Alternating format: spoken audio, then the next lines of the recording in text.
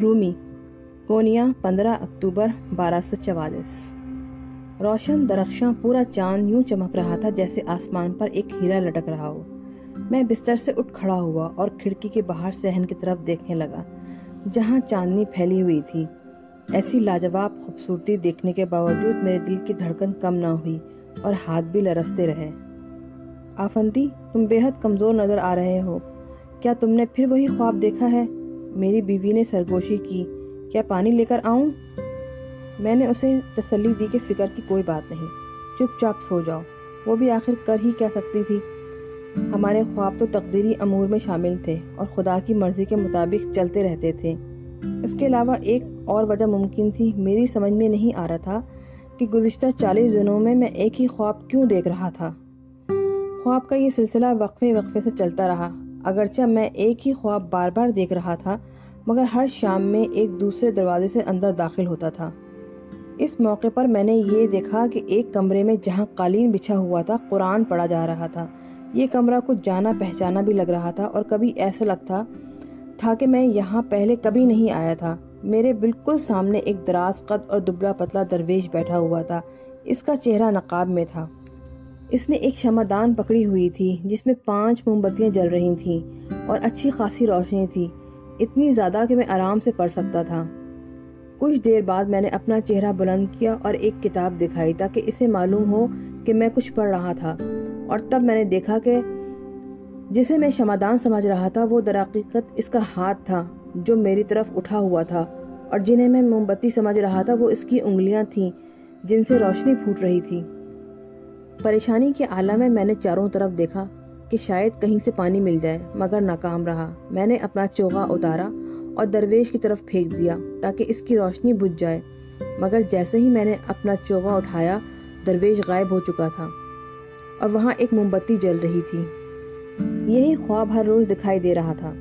اس کے بعد بات ذرا اور آگے بڑھی۔ اب میں اس کی تلاش میں سارے گھر کا چکر لگانے لگا۔ بعض اوقات میں صحن کی طرف بھی نکل جاتا جہاں زرد رنگ کے کھلے ہوئے پھول اپنی بہار دکھا رہے تھے۔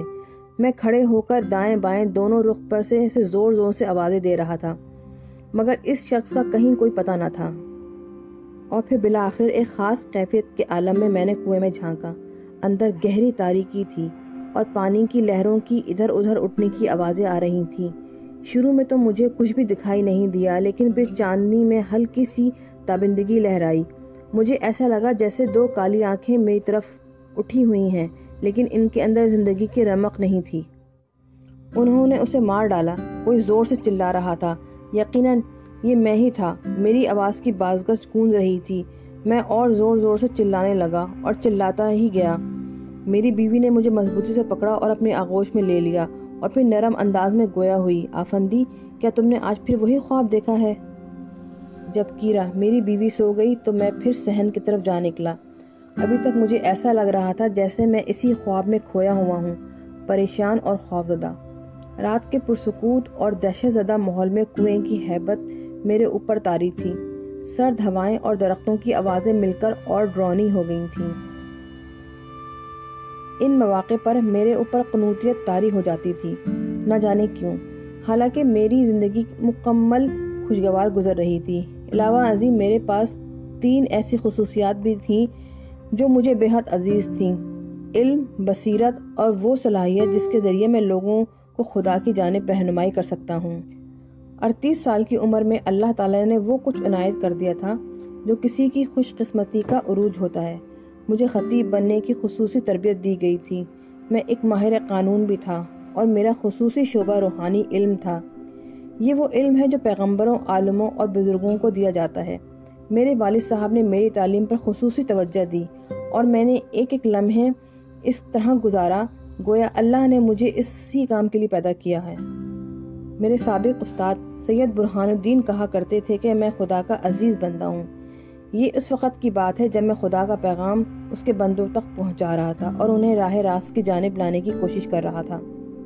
کئی سال تک میں نے مدرسے میں تعلیم دی اور مختلف عالم دین بزرگوں سے مختلف معاملات پر بحث و مباحثہ بھی کیا، حدیث پر مکمل عبور حاصل کیا اور جمعے کو خطبہ بھی دیا کرتا تھا۔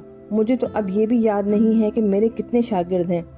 جب میں لوگوں سے اپنی تعریف سنتا ہوں کہ میری تقاریر نہایت جاں فضا اور دل افروز ہوا کرتی تھیں تو خوشی سے میرا خون سیروں بڑھ جاتا ہے۔ میں تو اس خیال سے مایوس تھا کہ اب میری شادی نہیں ہوگی، مگر شادی بھی ہو گئی اور خدا کا لاکھ لاکھ شکر ہے کہ کیرا نے مجھے زندگی کی ساری خوشیاں دے دیں۔ میرے 2 بیٹے ہیں اور اب اچھے خاصے بڑے بھی ہو گئے ہیں۔ اگرچہ اب بھی ان کی طبیعت ملان کے بارے میں مجھے کچھ نہیں پتا، مگر مجھے ان پہ فخر ہے، بالکل اسی طرح جس طرح ہمیں گود لی ہوئی بیٹی سے پیار ہے۔ کون بے مثال صلاحیتوں کا مالک ہے؟ ہاں، یہ تو اللہ ہی جانتا ہے۔ میں اپنی زندگی سے خوش اور مطمئن ہوں، تو پھر آخر یہ بے چینی میرے اندر کیوں پرورش پا رہی ہے، اور یہ درد بڑھتا ہی چلا جا رہا ہے؟ یہ فکر میری روح کو گھن کی طرح کھائے جا رہی ہے، اور میں ایک ایسے جال میں قید ہو گیا ہوں جیسے شکار اپنے لیے بچھائے ہوئے جال میں قید ہو جاتا ہے۔